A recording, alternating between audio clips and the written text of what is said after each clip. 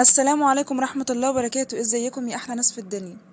بعتذر ان انا ما نزلتش في الفترة اللي عدت ديت اي حلقات جديدة بسبب ان انا جالي انذار وتوقفت عن النشر لمدة اسبوع.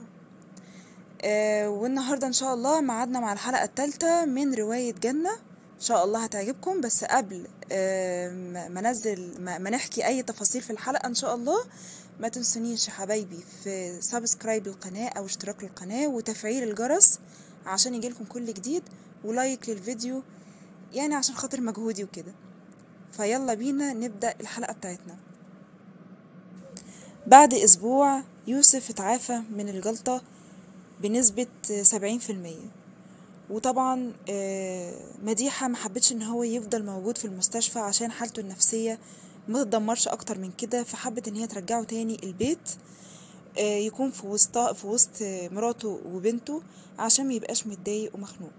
فصاحبه احمد جه عشان ياخد يوسف ويروحوا البيت، فخلاه هو ومراته وبنته يستنوا على باب المستشفى لغاية ما يروح يجيب تاكس ويرجع له. ما تيجي نشوف. استريح يا يوسف هنا شوية عشان هروح أجيب تاكسي وأجيلك. ماشي يا احمد، روح انت وانا معايا جنة وام جنة، ما تقلقش عليا.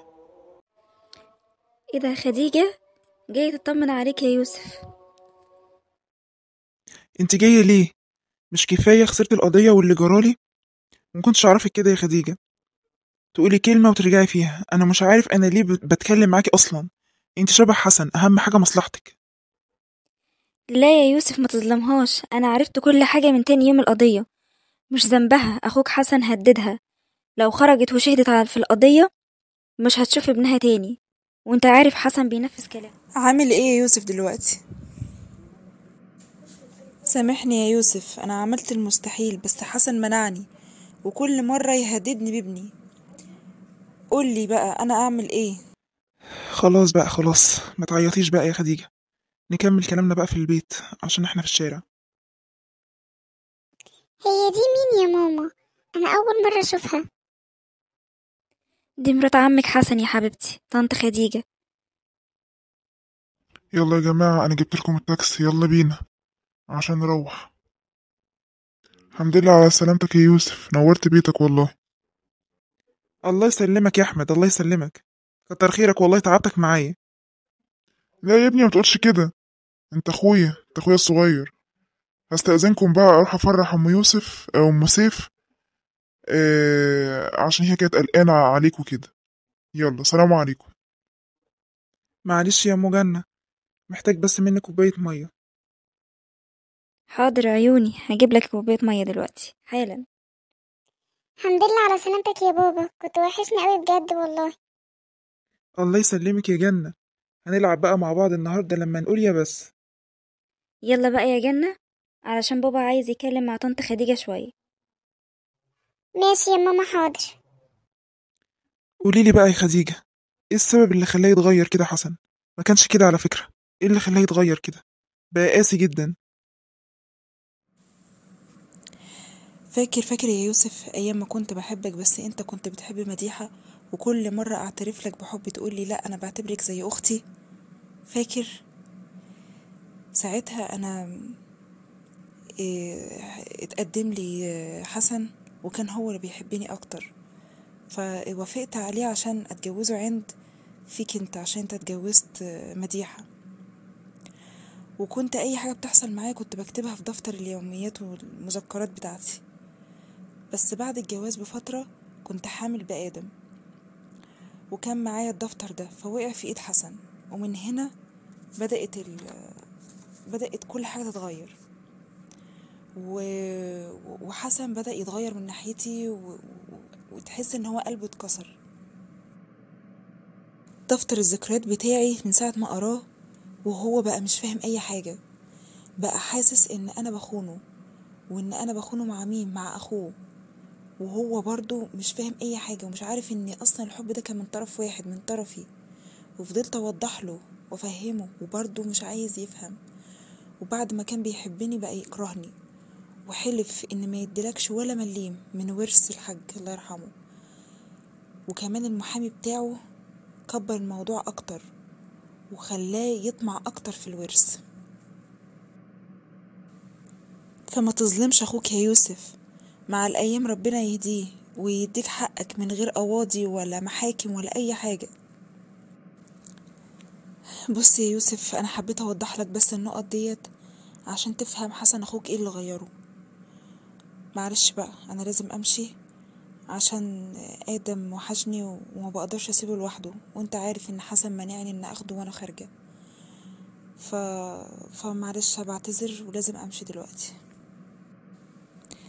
أنا أمشي بقى عشان أنا اتأخرت جدا، وخلي بالك من صحتك يا يوسف، وما تهملش في نفسك كده تاني، وما تزعلش نفسك، مفيش حاجة مستاهلة. خلي بالك من مديحة ومن النور اللي جاي ومن جنة البنوتة الأمورة دي، ربنا يخليها لك. يلا سلام عليكم. ايه ده، هي خديجة مشيت ولا ايه؟ انت عارفة بقى ان هي عندها آدم وكده وسايباه لوحده، فحبت ان هي تروح عشان تطمن عليه وكده. تمام ماشي، انا هحضر لك الغدا عشان تاكل لقمة وبعد كده تنام شوية. بعد 3 شهور كان يوسف في المحل هو وصاحبه أحمد. تليفونه لقاه بيرن، فطبعا بيبص فيه لقاه مديحة بتضرب عليه. قلق، بس هي كان لسه بدري عليها في الولادة. المهم رد عليها، قالت له ان هي بتعيط وبصوت هستيري ان هي مش قادرة تستحمل وعايزة تروح المستشفى، بس بما انها هي في الشهر الثامن وهي اصلا جسمانيا في خطورة عليها وعلى الجنين، فهو طبعا اتخض وكده وحب ان هو يروح لها عشان ياخدها المستشفى. راح البيت واخدها ووداها المستشفى هو وصاحبه احمد عشان يطمنوا عليها وكده. ما تيجي نشوف. يا أستاذ يوسف، المدام لازم تولد دلوقتي لأن حالتها صعبة جدا، ولو استنينا أكتر من كده هيبقى الأم والجنين في حالة خطرة. تمام يا دكتور، اللي حضرتك شايفه اكيد ده هيكون خير ليها. تمام، بعد 10 دقايق التمريض هيجهزها للعمليات. ما تقلقيش يا حبيبتي، الدكتور قال ان شاء الله الولادة مش هتاخد نص ساعة، وان شاء الله هتبقي زي الفل وهتطلعي وبنتنا معاكي. ما تخافيش يا حبيبتي، قولي يا رب. يا رب يا يوسف، ادعيلي. بس ممكن طلب قبل ما ادخل العمليات؟ لو مت او جرالي اي حاجة خلي بالك من البنات. لا ما تقوليش كده، ان شاء الله هتبقي كويسة وزي الفل، وهتربي بناتك بنفسك، وتبقي كمان معاهم في فرحهم، وتحضري لهم كل حاجة بإيديكي. عايزة اقول لك حاجة قبل ما ادخل العمليات. انت في حاجات ما كنتش حكيها عن خديجة، بس انا سمعتها وسمعت كل كلمة قالتها، ومش متضايقة، بالعكس انا فرحانة انك اخترتني وحبيتك اكتر من الاول. انا اسف بجد يا مديحة ان انا كنت بخبي عنك حاجات كتير، بس انتي عارفة باللي جوايا، واني ما عمريش حبيت حد غيرك. مش يلا بينا يا مدام مديحة؟ حاضر يا دكتور، حاضر، انا جاية حالا اهو. ما تسيبنيش لوحدي يا يوسف، انا خايفة خالص وقلقانة. ما تخافيش يا حبيبتي، انا هدعيلك والله. بص يا يوسف، قعدتنا هنا ملهاش لازمة، تعال نصلي العشاء وندعي لها ربنا يقومها بالسلامة. ماشي يا احمد، يلا بينا. أحمد أخد يوسف عشان يصلوا في المسجد، وبعد ما خلصوا برضو يوسف مش مستريح ومش مطمن وحاسس إن هو عايز يعيط، يبكي بحرقة، بس مش عارف برضو، بيستعيذ بالله وبيقول لعله خير وكده، بس برضو قلبه مطمن وحاسس إن في حاجة هتحصل. ما تيجي نشوف. أستاذ يوسف، أنت مؤمن بقضاء الله وقدره؟ اكيد اكيد طبعا. خير يا دكتور، خير. أستاذ يوسف، البقاء لله في مدام مديحة. لا حول ولا قوة إلا بالله، إنا لله وإنا إليه راجعون. امسك نفسك يا يوسف عشان بناتك، وانت مؤمن بالله وقضائه. لا لا لا لا لا، انا مش مصدق. مديحة، لا، حب حياتي وعمري، ام بناتي. لا مش مصدق الكلام دوت، مش داخل دماغي خالص. انا لازم اشوفها. كلمهم يا احمد، هي اكيد عايشه، بس هما بيقولوا بس كده. اكيد عايشه. رد عليا يا احمد، هي عايشه صح؟ صح؟ اوعى تصدق كلامهم. طبعا الحزن خيم على المكان، ويوسف كان يعني ظاهريا إنسان عايش، إنما داخليا كان مات مع مديحة، مش حاسس إن هو موجود في الحقيقة أصلا، اتجمد، مش عارف يعمل ايه، لأنها كانت حب عمره وحب حياته، كانت كل حاجة في حياته. عدى أسبوعين على وفاتها وما كانوش لسه سجلوا البنوتة ولا سموها، فكان أحمد قاعد مع يوسف وكانوا بيتكلموا مع بعض في موضوع الاسم وكده، لغاية ما هما استقروا على اسم معين كانت مديحة نفسها تسميه للبنوتة.